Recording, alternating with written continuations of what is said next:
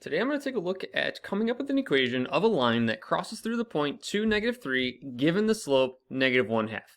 So with this current information, what I want to get my final result to be is an equation in slope-intercept, meaning y equals mx plus b, where m indicates our slope and b indicates our y-intercept.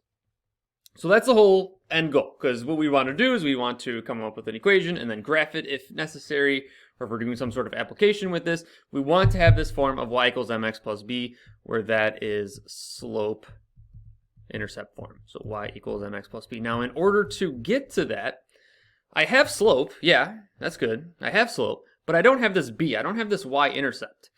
So that means we're going to have to use point slope. Point slope is a method that allows us to pretty much come up with a slope-intercept equation given just general information about the equation. We're given just this point, we're given the slope. If we're given just 2 points, we could calculate the slope and then plug that into point slope. If we're given that it's perpendicular or parallel to a certain line, then we could use that. Point slope is like this all-around nice form that will allow us to then convert into slope-intercept form.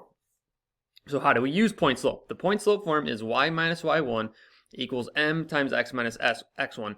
So this is just the x and y from an ordered pair that's given. And that could be given like this as a point, or it could be given as 2 points and we just use one of them, or just a couple different ways that we can come up with this. But this y1, this y sub 1 and x sub 1 just is indicating of some sort of ordered pair. So I'm going to use this ordered pair. This is going to be my x1, this is going to be my y1. And I'm going to plug this information into point slope. We have slope right here, m is equal to -1/2. So I'm going to do y minus, my y1 is -3. So notice how I wrote that, y minus a -3. Do not write it as y minus 3, because a lot of people might do that, where they say, oh, it's minus y1. It's already minus, so I'm going to write it as y minus 3. You want to do y minus -3 equals m, which is the slope, so -1/2, times x minus x1 is just 2. I'm going to clean this up just a little bit. Y minus a -3 is going to be y plus 3 equals, and then I'm going to distribute the -1/2 into here because I want to do -1/2 times x, -1/2 times -2, -1 times x, -1/2 times x is -1/2 x, -1/2 times -2 is going to be a positive 1. 2 over 2 is 1. Negative times negative is a positive 1. So this will become plus 1. Careful with that. That's a little tricky.